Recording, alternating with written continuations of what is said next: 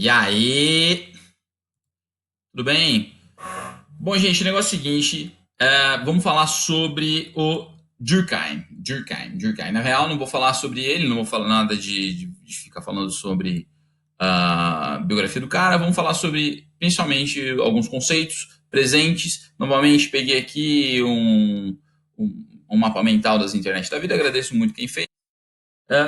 E assim, precisamos falar sobre algumas coisas do Durkheim porque ele é extremamente importante para a história da sociologia, tá? Bom, primeira coisa que é legal da gente falar é sobre o método dele. Então ele é um sujeito positivista. O que significa dizer que ele é positivista? Significa que ele acredita muito na ciência. Para ele a ciência é um bagulho muito, muito, muito importante, tá? Ele vai utilizar o método também explicativo, então ele vai dizer parte a parte, né, o que são as coisas. Ele vai utilizar de dois elementos que a gente atualmente já não utiliza tanto, que vai ser os elementos comparativos e evolucionistas, tá? Hoje o modelo evolucionista ele foi ultrapassado, ele fazia parte inclusive desse método do positivismo, tá? Bom, se você perguntar para o Durkheim o que vem a ser o fato social, uma das respostas que ele poderia dar para você é o seguinte: olha, o fato social é algo que deve ser enxergado como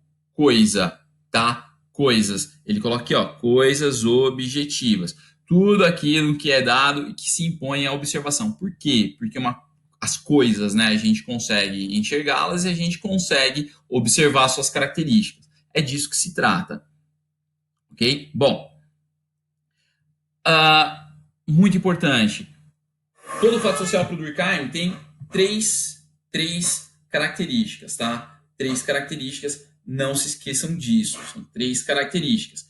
Quais são as três características? Bom, a primeira delas é a exterioridade. Então, todo fato social ele é exterior ao homem, ou seja, de fora para dentro que isso é imposto, isso é colocado. Então, não é um elemento biológico inato do homem, é algo que é de fora.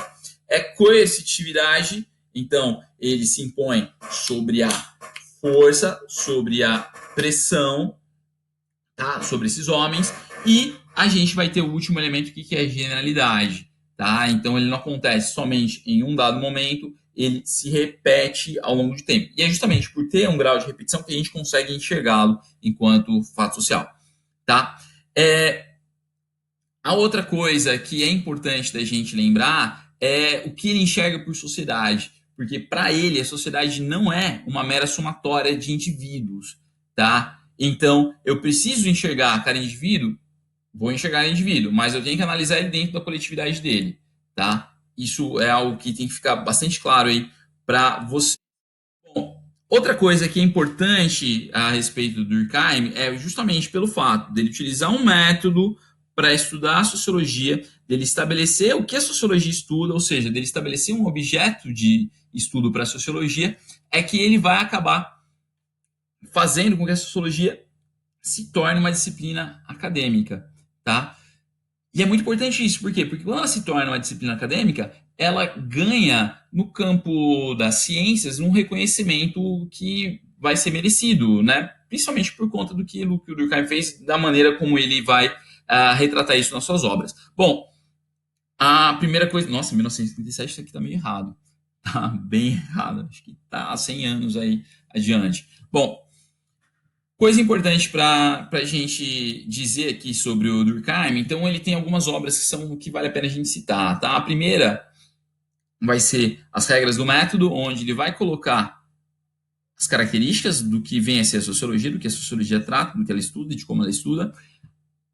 Na outra obra vai ser o que ele pensa a respeito do que vem a ser a sociedade, então, e de como a sociedade funciona, e aí ele vai, essa obra vai ser chamada de a divisão do social do trabalho, tá?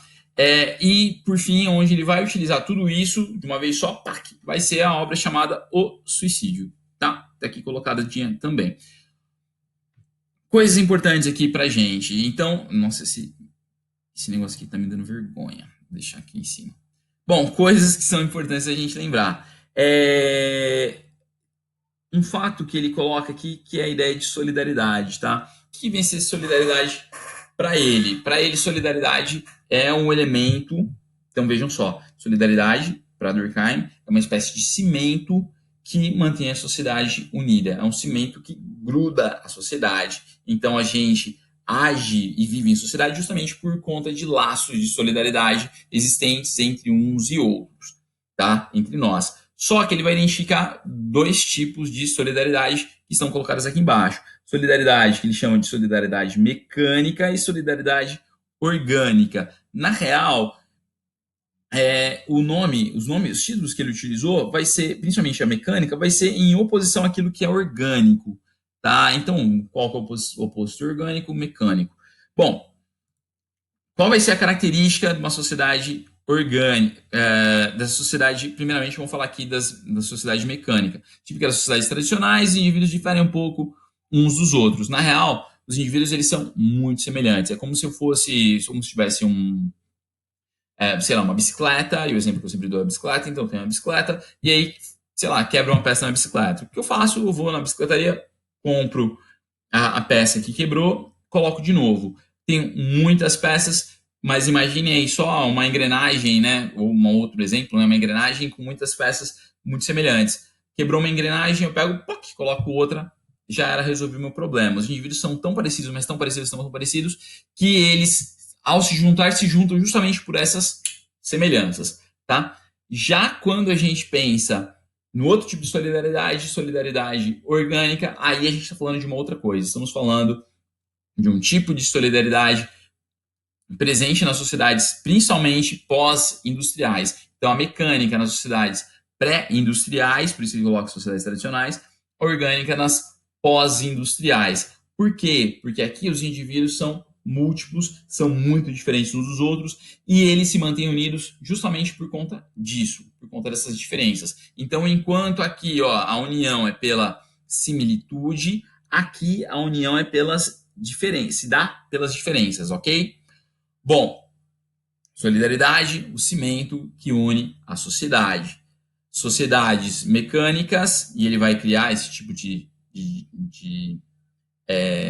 divisão, né? Então, sociedades mecânicas, pré-industriais, possuem um tipo de solidariedade que é a solidariedade mecânica. Sociedades orgânicas possuem um tipo de solidariedade que é a solidariedade orgânica. E é difícil ficar falando de solidariedade assim, o tempo inteiro, tá? Bom, e aí, para arrematar tudo isso, a gente vai falar sobre o suicídio. Tem mais um conceito que a gente pode comentar aqui, que é o conceito de consciência coletiva, né? Que ela pode ser ou muito forte ou muito fraca. Quando ela é muito forte, e é importante para a gente poder pensar nisso aqui, quando ela é muito forte, isso significa que todo mundo pensa e avalia o mundo de uma maneira muito semelhante. Quando ela é muito fraca, significa que os valores eles já não são os mesmos. A maneira como as pessoas pensam a sociedade ela já não é mais a mesma. Isso vai acontecer principalmente quando, isso vai ser uma característica marcante das sociedades de solidariedade, principalmente a orgânica. Os indivíduos são muito diferentes. Quando essas diferenças beiram aí quase que a impossibilidade da sobrevivência, a gente vai ter um estado do que ele chama de anomia. A, né, um prefixo de negação, nomos tem a ver com regras, normas, né, nomos de normas, então seria um estado, um momento de anomia, um momento de desagregação, de desregramento de problemas. Tá? Então, por exemplo, o momento no qual a gente está vivendo hoje, com toda essa coisa aí do coronavírus, e a gente não saber o que fazer se fica em casa, se sai, se enfrenta o vírus, ou se resguarda, gera um estado de anomia. A gente não consegue ter concordâncias, tá? Isso é muito ruim. Por quê? Bom, assim, acontece, né? Acontece. Mas é muito ruim justamente porque isso faz com que a vida como um todo seja comprometida, tá?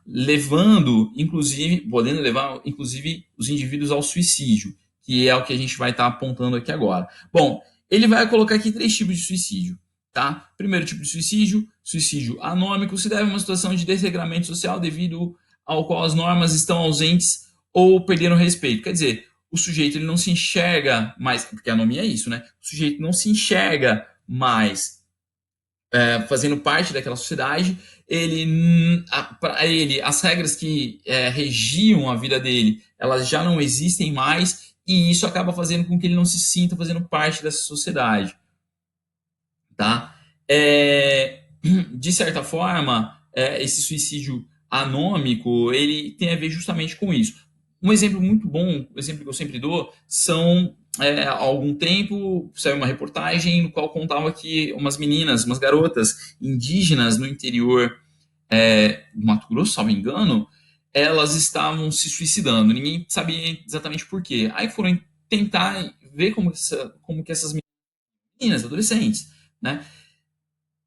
E eles perceberam que aconteceu algumas coisas. Então, por exemplo, existia uma ausência paterna, existia uma ausência de uma figura de chefia, de liderança. Essas meninas moravam nas periferias de algumas cidades, então elas não se viam. Elas eram indígenas, mas elas não estavam integradas entre outros indígenas. Elas também não eram pessoas, não eram consideradas não indígenas, então vivia nesse limbo de existência, a ausência de regras, a ausência de normas e regulamentações acabava fazendo com que elas não vissem lá muito sentido em continuar vivas e se suicidavam, tá? Bom, um outro tipo de suicídio é o suicídio egoísta, então provocado pela desintegração social, pela ausência e fraqueza de religião.